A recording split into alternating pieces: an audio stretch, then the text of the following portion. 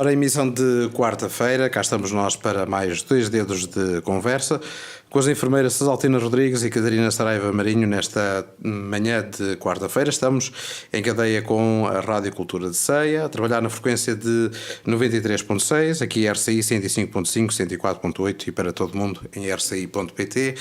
2 dedos de conversa, tem o apoio da Farmácia Costa, aberta aos domingos todo dia na Avenida Cidade de Aveiro, com produtos solares agora a 30% de desconto. Sejam bem-vindas. Bom dia. Bom dia. Bom dia, Rui. Bom dia, seus ouvintes. Então, esta Páscoa, como é que correu? Correu bem. Comeu E a muitas da enfermeira também? Também, a trabalhar. Muitos ovinhos? É sempre bom. Não, por acaso não. Não. Por acaso não, agora que falo nisso. Não comeste ovinhos? Não, comi. Podíamos ter, ovinhos. Podíamos ter tido aqui. Tenho Tens ido um vinho daqueles para partir na... Eu acho que tenho que ir tratar disso. Ah, Tenho que tratar disso, sim. Eu gosto muito de partir assim um ovo rachado, não é? E depois um bocadinho de sal e pimenta. Mas depois de cozido, espero. Sim. Que engraçada, ela hoje está muito bem. Espirituosa, como Está. Muito bem. Da Páscoa.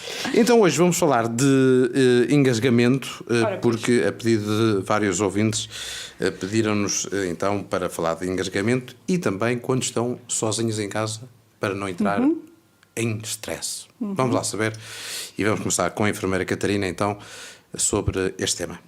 Pronto. Nós falamos no engasgamento, não é? No estar engasgado e quando falamos nisto estamos a falar no risco que há de asfixia. Sabemos que isto é um risco muito frequente em crianças até aos 5 anos, sendo uma causa muito comum de morte acidental nos lactentes. E por isso é que nós temos aquele cuidado redobrado da ingestão de pequenos objetos, aqueles bonecos com pequenas coisinhas que se possam soltar, pequenas peças, e nós estamos sempre a tentar avisar, e mesmo os próprios fabricantes dizem que não é indicado a crianças abaixo dos X anos. Exatamente. Por causa deste motivo. As crianças levam tudo à boca e pode ocorrer esta questão da asfixia. Soltou-se aqueles objetos exatos. Claro, a maior parte dos casos de asfixia acontece com alimentos, como é o caso dos frutos secos, do caroço, ou então com alguns pequenos objetos, os botões, as moedas, os berlindes, os peões. Eu acho que se calhar não há noção do número de crianças que entra num serviço de urgência porque ingeriu uma moeda. Parece que são milheiros, como se costuma dizer, mas muito frequente, é muito frequente. 90% dos casos ou 99% dos casos sem qualquer tipo de consequência, mas alguns deles podem resultar destas situações. Pronto. A vigilância e a proximidade são elementos essenciais para uma prevenção eficaz. Pronto. Sabemos então que o engasgamento faz parte dos 5 acidentes domésticos mais comuns. Uma grande percentagem das obstruções da via aérea ocorre no nariz, na boca, garganta, poderá ser por aí, que é com comida, e o reconhecimento precoce, então, é importante para resolver a situação. O primeiro passo que nós temos que ter atenção é o quê, Rui? Se o Rui tiver alguém à sua frente que se está a engasgar, qual é a primeira ideia que o Rui tem? Deve estar a respirar. Se está a respirar, muito bem. E depois? Se está a respirar? Está a respirar? Sim. Mandá-lo tossir. Boa! Andou a estudar. O Rui andou... Exatamente. Tosse. Ora, nós podemos tosse. ter então aquilo que nós chamamos de uma obstrução parcial ou uma obstrução total da via aérea. Pronto. Isto quer dizer, se o corpo estranho pode provocar uma obstrução parcial, se ainda há entrada de ar, não é? Se a vítima ainda respira, ou então se já não há qualquer entrada de ar e aí temos uma obstrução total da via aérea. Numa obstrução parcial ou numa obstrução ligeira, a nossa vítima ainda tosse, ela tem aquela sensação ou aquela ideia de se agarrar à garganta a dizer que realmente se passa alguma coisa e que está a sentir tal asfixia. Numa obstrução grave começa a surgir aquela cianose, não é? Os lábios roxos, aquela cor mais azulada, as veias do pescoço aqui, as nossas jugulares a ficarem mais dilatadas e pode acontecer mesmo, e numa fase um bocadinho mais avançada, que ocorre tudo em muito pouco tempo, não é? A perda de consciência, o desmaio da pessoa. Por isso é que nós temos de estar atentos. E como é que nós podemos então intervir numa obstrução que é parcial? Nós temos que intervir de imediato, de modo a tentar evitar o agravamento da situação. É fundamental tentarmos acalmar a pessoa e pedir para que ela tossir. Se a doente, eu estou se a nossa vítima consegue tossir, aquilo que nós devemos fazer é incentivar a tossir. Sempre. Incentivar a tossir, incentivar a tossir, incentivar a tossir. Enquanto se ela tosse, consegue tossir, está a respirar. É isso mesmo. Ao mesmo tempo, se for necessário, né? Se ela não conseguir libertar o que está a provocar a obstrução, temos que ter atenção e chamar a assistência médica. Mas quando ela tosse, o importante é acalmar a vítima e incentivar a tossir, sempre. Atenção, que muitas vezes falamos muito frequentemente na obstrução por objetos ou por alimentos sólidos, mas há o engasgamento por água, e esse é muito mais aflitivo, porque nós não temos teoricamente ali nada que obstrua, mas mesmo aí aquilo que acontece é o incentivar a tossir. É o incentivar Vamos dizer que foi para o goto, não é? Foi para o goto. Exatamente. Pode ser errado. Se há uma obstrução total, a pessoa está a asfixiar, não é? E pode rapidamente perder a consciência e até levar à morte. Isto, mais uma vez repito, em questões muito, muito curtas, em pouco espaço sim. De tempo. Não vou estar a dizer 1 segundo ou 2 segundos, mas um espaço muito curto de tempo. Neste caso, então, nós temos que agir o mais rapidamente possível e temos duas manobras que poderá ser assim chamado. De uma fase inicial, temos aquilo que nós chamamos as 5 pancadas interescapulares, e nós já vamos explicar um bocadinho o que é que isso é, e a outra manobra que nós falamos, se calhar já mais conhecida, pelo menos o nome já deve soar alguma coisa aos nossos ouvintes, que é a manobra de Heimlich. E então, o que é que isto quer dizer? Quando temos as 5 pancadas interescapulares, e não sei se podemos exemplificar... Podes exemplificar em mim desde que não me Posso- batas com muita força. Não, é uma coisa que as pessoas costumam fazer, não é? Que é bater assim nas costas. Não é isto. Está como estás. Isso Não é exatamente. É o bater coisa. nas costas, sim, mas tem um sítio certo Específico. e uma maneira correta de bater. Nós temos... Tá aí a câmera. não sei se Sim. calhar viravas de Sim. costas. Temos aqui as nossas omoplatas, certo? Será aqui no meio da omoplata. A nossa mão vai ter que estar... A nossa mão vai ter que estar nesta posição, certo? E o que é que eu tenho que fazer? Eu tenho que inclinar um bocadinho a nossa vítima para a frente, de modo a facilitar que o objeto que queira sair, este posicionamento vai facilitar do que se ele estivesse direitinho, e eu vou bater 5 vezes, são 5 pancadas, aquilo que nós chamamos pancadas secas, Secas, exatamente. nesta região, está bem? A Ok. minha mão ajuda aqui, porque senão se eu só fizer assim... Vai para a frente, exatamente. certo? Faz uma contrapressão, que posso chamar assim, e eu vou bater 5 vezes de forma eficaz... Oh, Tina, desculpa se também já... Não, estás à vontade. naquela região. Pronto. É isto que nós chamamos as 5 pancadas interescapulares. É com a mão plana, damos 5 pancadas fortes entre as omoplatas ali mesmo no centro. E atenção, se eu faço assim com a mão está errado, se eu bato só com a ponta dos dedos Também está errado. Tem que se eu ser faço... São pancadas mesmo secas, com a mão espalmada, e nós temos que ter um mínimo de... Se eu fizer assim, isto não vai fazer nada. Temos que ter um mínimo de Força. de força De energia, quando exatamente. estamos a fazer. Mais uma vez, a vítima ligeiramente inclinada para a frente, e com a nossa mão a apoiar a zona do tórax para não ir para a frente, exatamente. para a vítima não andar para a frente. Pronto, e isto será as 5 pancadas interescapulares. Depois de cada pancada, podemos e devemos verificar se o objeto foi ou não expelido pela vítima. Se foi, ótimo. Se não foi, continuamos então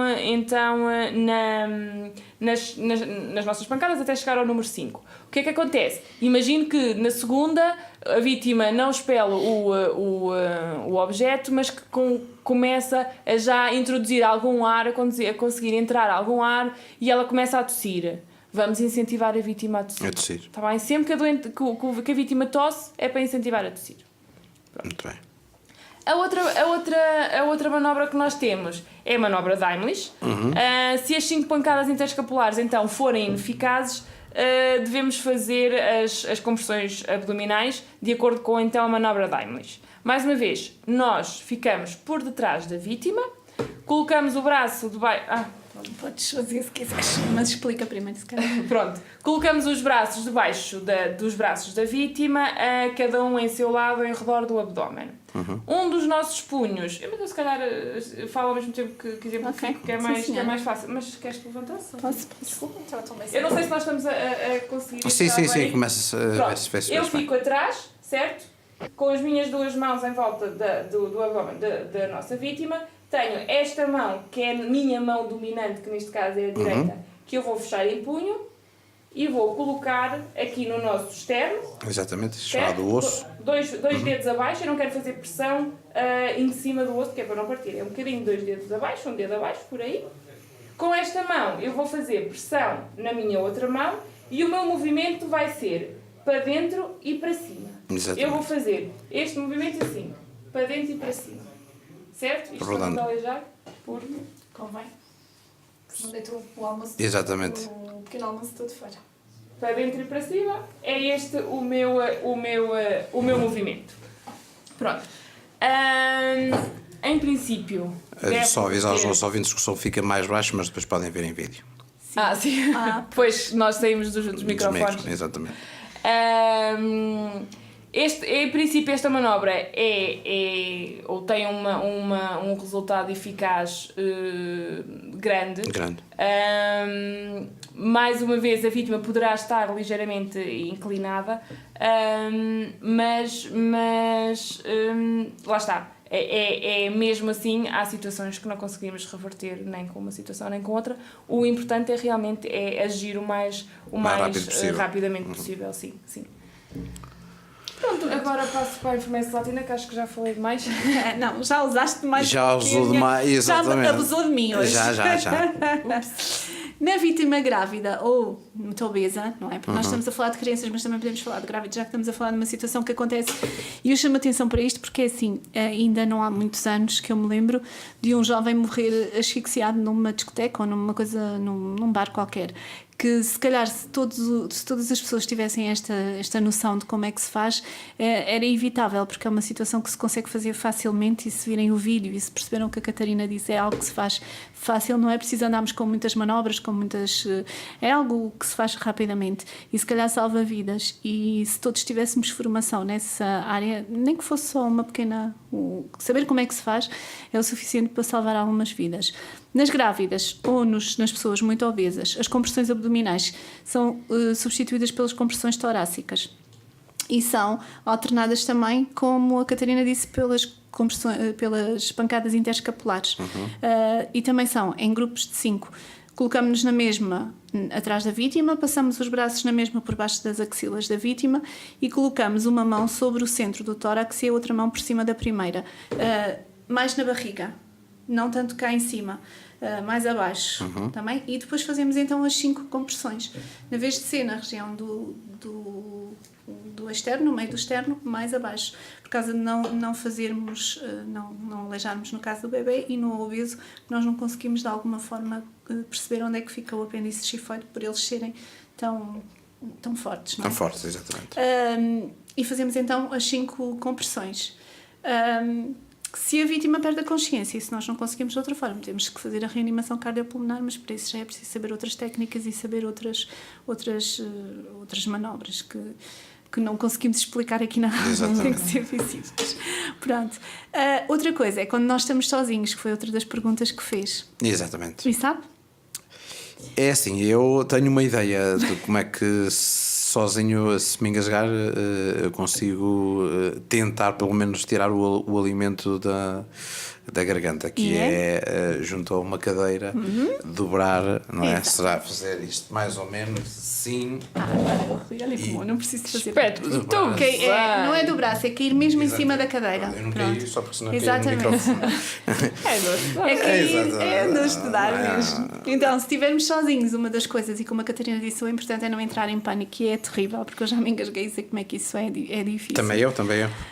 Então, o que nós temos a fazer é termos uma cadeira e cairmos com a parte entre o apêndice xifoide na cadeira, Exatamente. com força, de forma a que seja libertado. Claro que nós não conseguimos fazer as pancadas Exatamente. a nós próprios, portanto fazemos dessa forma, e será uma forma também de nós ficarmos mais, de nos libertarmos e de alguma forma prevenirmos o engasgamento, prevenirmos não, evitarmos outras sequelas do engasgamento em nós próprios.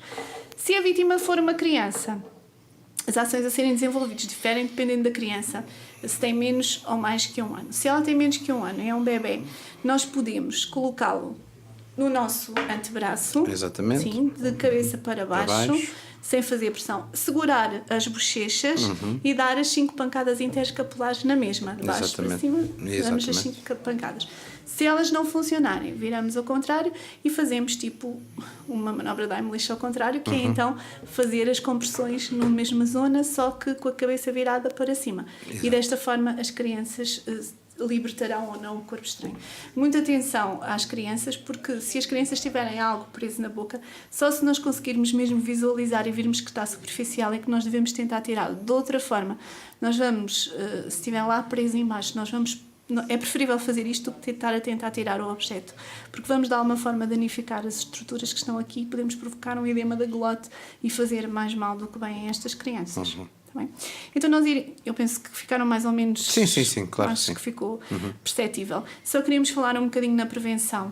O que é que nós podemos fazer para evitar estas situações que são mais comuns do que aquilo que a gente às vezes possa imaginar, e como falou a Catarina e muito bem, as moedas são algo que as crianças ingerem muito, mas as moedas até é algo que nem provoca grande coisa, mas nós temos as pilhas, por exemplo, que podem explodir e provocar lesões graves na criança.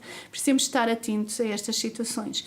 Então não devemos dar alimentos sólidos a crianças com menos de 4 anos de idade. Estes alimentos podem atingir os pulmões, e são nozes, chocolates, sementes de laranjas, caroços de cerejas, sementes de melancia, gomas, que às vezes há a tendência que são muito boas, mas que as crianças é algo que pode ficar preso e fica facilmente preso. Os caramelos, as pipocas... Fica colado, não é? Fica colado. As cenouras cruas, pronto. As crianças menores de 4 anos não sabem ainda como é que devem, o que é que devem cuspir, como é que devem fazer. Advertir as crianças maiores para não compartilharem quaisquer alimentos com as crianças menores, porque há sempre aquela tendência de dar ao irmão, e devemos também ensinar os nossos filhos mais velhos de o que é perigoso ou não perigoso para darmos aos nossos irmãos. Ensinar o filho a mastigar bem todos os alimentos antes de engoli-los. Não permitir que ele encha a boca, porque às vezes com a boca cheia é mais fácil engolir sem ter a sensação de que está a mastigar. Limpar tudo após as festas. Um momento especialmente perigoso são as manhãs após as festas, quando uma criança pode encontrar alimentos perigosos no chão ou mesmo objetos. Não é?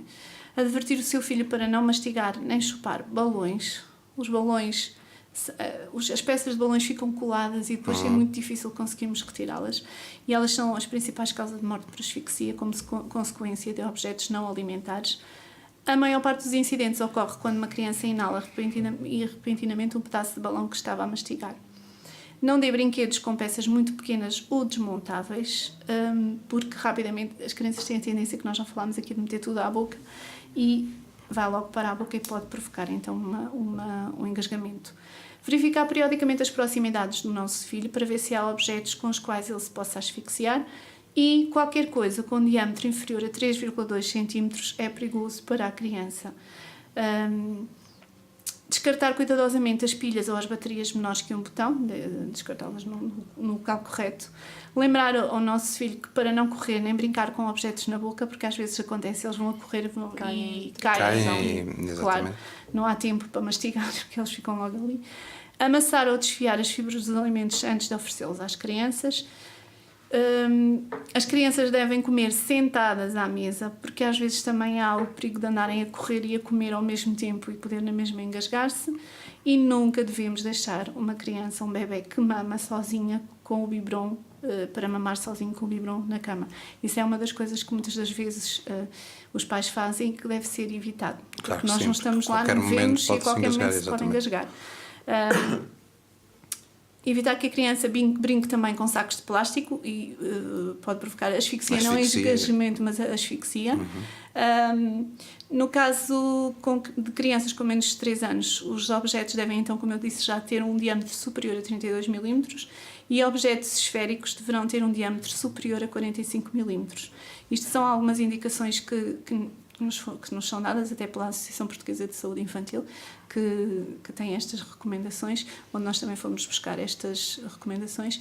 E só dizer-vos que os acidentes são preveníveis. Apesar de não ser possível antecipar todos os momentos e, portanto, evitar todos os acidentes, conhecer os seus mecanismos permite antecipar a sua possibilidade e atuar previamente para diminuirmos esse risco.